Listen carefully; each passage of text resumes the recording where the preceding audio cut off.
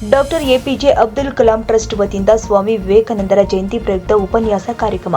ಇಂದು ಕಂಪ್ಲಿ ತಾಲೂಕಿನ ಸರ್ಕಾರಿ ಪ್ರಥಮ ದರ್ಜೆ ಕಾಲೇಜಿನಲ್ಲಿ ಸ್ವಾಮಿ ವಿವೇಕಾನಂದರ ಜಯಂತಿ ಪ್ರಯುಕ್ತ ವಿಶೇಷ ಉಪನ್ಯಾಸ ಕಾರ್ಯಕ್ರಮ ಜರುಗಿದೆ. ಅಭಿವೃದ್ಧಿಯಲ್ಲಿ ಯುವಕರ ಪಾತ್ರ ಕುರಿತು ಖಿದ್ಮಾ ಫೌಂಡೇಶನ್ ಸಂಚಾಲಕರು ಆದ ಆಮೀರ್ ಬನ್ನೂರ್ ಅವರು ಉಪನ್ಯಾಸ ನೀಡಿದರು. ಯುವಕರು ದೇಶದ ದೊಡ್ಡ ಆಸ್ತಿ ಎಂಬುದು ಎಲ್ಲರಿಗೂ ತಿಳಿದಿರುವ ವಿಷಯ. ಅವರು ನಿಜವಾಗಿಯೂ ದೇಶದ ಭವಿಷ್ಯ ಮತ್ತು ಪ್ರತಿ ಹಂತದಲ್ಲೂ ಅದನ್ನು ಪ್ರತಿನಿಧಿಸುತ್ತಾರೆ. ರಾಷ್ಟ್ರ ನಿರ್ಮಾಣದಲ್ಲಿ ಯುವಕರ ಪಾತ್ರ ನೀವು ಯೋಚಿಸುವುದಕ್ಕಿಂತ ಹೆಚ್ಚು ಮಹತ್ವದಾಗಿದೆ. ಯುವಕರು ತುಂಬಾ ಶಕ್ತಿಯುತ ಮತ್ತು ಉತ್ಸಾಹಭರಿತರಾಗಿದ್ದಾರೆ.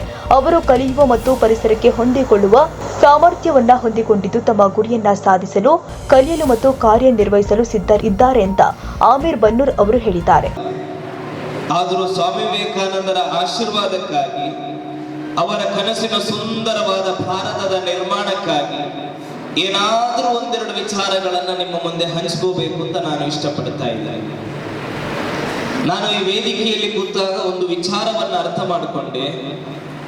ಬಾಲಕನಾಗಿದ್ದ ಸ್ವಾಮಿ ವಿವೇಕಾನಂದರು ಮೊದಲು ಈ ತರ ಒಂದು ಸಭೆ ಸಮಾರಂಭಗಳು ನಡೆಯಬೇಕಾದ್ರೆ ಆ ಬಾಗಿಲಿನ ಹೊರಗೆ ನಿಂತು ಕೇಳ್ತಾ ಇದ್ದರು ಸ್ವಾಮಿ ವಿವೇಕಾನಂದ.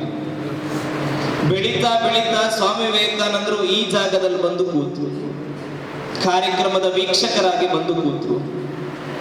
ತದನಂತರ ಬೆಳೀತಾ ಹೋದ ಸ್ವಾಮಿ ವಿವೇಕಾನಂದರು ಕಾರ್ಯಕ್ರಮದ ಆಯೋಜಕರ ಸ್ಥಾನದಲ್ಲಿ ಬಂದು ನಿಂತರು. ತದನಂತರದ ಸ್ವಾಮಿ ವಿವೇಕಾನಂದರು ಈ ರೀತಿಯ ಅತಿಥಿಗಳ ಹಾಗೆ ವೇದಿಕೆಗಳಲ್ಲಿ ನಿಂತು ನೇತೃತ್ವಗಳನ್ನು ನೀಡಲಿಕ್ಕೆ, ಉಪನ್ಯಾಸಗಳನ್ನ ನೀಡಲಿಕ್ಕೆ ಅವರು ಮಹಾ ವ್ಯಕ್ತಿಯಾಗಿ ಸ್ವಾಮಿ ವಿವೇಕಾನಂದರು ಮಾರ್ಪಾಡುಗೊಂಡು ಕಾಲವಾದ ನಂತರ ಸ್ವಾಮಿ ವಿವೇಕಾನಂದರು ಮಣ್ಣಲ್ಲಿ ಮಣ್ಣಾಗಿದ್ದರೂ ಕೂಡ ನಮ್ಮ ಹೃದಯದಲ್ಲಿ ಜೀವಂತವಾಗಿದ್ದಾರೆ. ನೋಡಿ, ಸ್ವಾಮಿ ವಿವೇಕಾನಂದರ ಹೆಸರ ವೇದಿಕೆಯ ಒಂದು ಪೋಸ್ಟರ್ ನಲ್ಲಿ ಕಾಣ್ತಾ ಇದೆ. ಇದು ಸ್ವಾಮಿ ವಿವೇಕಾನಂದ, ಇದು ಸ್ವಾಮಿ ವಿವೇಕಾನಂದ. ನೀವು ಯೋಚನೆ ಮಾಡಿ, ನಮ್ಮ ತಂದೆ, ಅವರ ತಂದೆ ಯಾರೆಲ್ಲ ನಿಮ್ಗೆ ಗೊತ್ತು? ಯಾರಿಗೆಲ್ಲ ಸ್ವಾಮಿ ವಿವೇಕಾನಂದರ ಪರಿಚಯ ಇದೆ? ಯಾರಿಗೆಲ್ಲ ನೆನಪಿದೆ? ಯಾರಿಗೂ ನೆನಪಿಲ್ಲ. ನನಗೆ ನನ್ನ ಅಪ್ಪನ ನೆನಪಿದೆ, ಅವರ ಅಪ್ಪನ ನೆನಪಿದೆ, ಅದರ ನಂತರ ಯಾರು ಅಂತಾನೆ ಗೊತ್ತಿಲ್ಲ. ಆದ್ರೆ ಸ್ವಾಮಿ ವಿವೇಕಾನಂದರು ಯಾರಿಗಾದ್ರೂ ಅಜ್ಜ ಆಗ್ಬೇಕಾ, ಅಪ್ಪ ಆಗ್ಬೇಕಾ, ತಂದೆ ಆಗ್ಬೇಕಾ, ತಾತ ಆಗ್ಬೇಕಾ? ಯಾರು ಅಲ್ಲ. ಸ್ವಾಮಿ ವಿವೇಕಾನಂದರು ಇಡೀ ಜಗತ್ತಿನ ಪ್ರತಿಯೊಬ್ಬ ಮನುಷ್ಯ ಮನಸ್ಸುಗಳಲ್ಲಿ ಇವತ್ತು ಯಾಕೆ ಬದ್ಧವಾಗಿ, ಯಾಕೆ ನೆನಪಿನ ಶಕ್ತಿಯಾಗಿ ಉಳ್ಕೊಂಡಿದ್ದಾರೆ ಅಂತಂದ್ರೆ ಅದು ಸ್ವಾಮಿ ವಿವೇಕಾನಂದರ ನಿಜವಾದ ಬದುಕಿನ ಮೌಲ್ಯ. ಅದಕ್ಕೆ ಕಾರಣ ಮೌಲ್ಯಯುತವಾದ ಬದುಕನ್ನು ಸ್ವಾಮಿ ವಿವೇಕಾನಂದರು ಈ ನಾಡಿನಲ್ಲಿ ನಮಗೆ ತೋರಿಸಿಕೊಟ್ಟಿದ್ದಾರೆ. ಆ ಕಾರಣಕ್ಕಾಗಿ ಇವತ್ತು ಸ್ವಾಮಿ ವಿವೇಕಾನಂದರನ್ನ ಇವತ್ತು ಜಗತ್ತು ಕೊಂಡಾಡ್ತಾ ಇದೆ.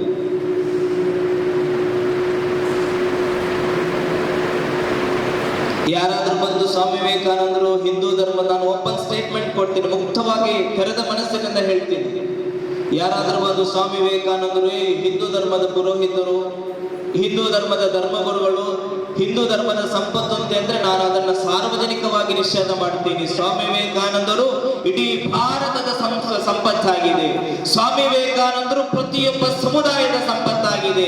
ಸ್ವಾಮಿ ವಿವೇಕಾನಂದರು ಕೇವಲ ಭಾರತಕ್ಕೆ ಸೀಮಿತಗೊಂಡವರಲ್ಲ. ಸ್ವಾಮಿ ವಿವೇಕಾನಂದರು ಅಖಂಡ ಜಗತ್ತಿಗೆ ಶ್ರೀಮಂತಿಗೆಯಾಗಿದೆ. ಸ್ವಾಮಿ ವಿವೇಕಾನಂದ ಯಾವುದೇ ಕಾರಣಕ್ಕೂ, ನಾನು ಮತ್ತೊಮ್ಮೆ ಅಡಿಗರೆ ಯಾಕೆ ಹೇಳ್ತಾ ಇದ್ದೀನಿ, ಸ್ವಾಮಿ ವಿವೇಕಾನಂದರು ಯಾವುದೇ ಕಾರಣಕ್ಕೂ ಒಂದು ಕೋಮಿಗೆ ಸೀಮಿತವಾದವರಲ್ಲ. ಇದೇ ಸಂದರ್ಭದಲ್ಲಿ ಟ್ರಸ್ಟಿನ ಅಧ್ಯಕ್ಷ ಅಕ್ಕಿ ಜಿಲಾನ್, ಪದವಿ ಕಾಲೇಜಿನ ಪ್ರಾಂಶುಪಾಲರು ಆದ ಅನ್ನಪೂರ್ಣ ಗುರುದಾರ, ಸಾನ್ನಿಧ್ಯ ವಹಿಸಿದ ಕಲ್ಯಾಣಿ ಚೌಕಿ ಮಠದ ಬಸವರಾಜ ಸ್ವಾಮೀಜಿ ಹಾಗೂ ಹಗರಿಬೊಮ್ಮನಹಳ್ಳಿಯ ಅಮ್ಮ ಟ್ರಸ್ಟಿನ ಡಾಕ್ಟರ್ ಶಾಹೀರ ಬಾನು ಮಾತನಾಡಿದರು. ನಂತರ ವೇದಿಕೆಯ ಗಣ್ಯರಿಗೆ ಸನ್ಮಾನಿಸಿ ಗೌರವಿಸಲಾಗಿದೆ. ಇನ್ನು ಈ ಕಾರ್ಯಕ್ರಮದಲ್ಲಿ ಟ್ರಸ್ಟಿನ ಸಂಚಾಲಕರು ಆದ ಬಡಿಗೇರ್ ಜಿಲಾನ್ ಸಾಬ್, ಶ್ರೀಪೇಟೆ ಬಸವೇಶ್ವರ ದೇವಸ್ಥಾನದ ಧರ್ಮಕರ್ತೃ ವಿದ್ಯಾಶಂಕರ್, ಕಾರ್ಯಕ್ರಮದ ನಿರ್ದೇಶಕರು ಆದ ಎಸ್ಕೆ ಇಂತಿಯಾಜ್, ಡಾಕ್ಟರ್ ಅಬ್ದುಲ್ ಗೌಸ್ ಜಿಲಾನ್ ಸೇರಿದಂತೆ ಮತ್ತಿತರರು ಉಪಸ್ಥಿತರಿದ್ದರು. ರಘುವೀರ್ ಸಿದ್ದಿ, ಟಿವಿ ಕಂಪ್ಲಿ.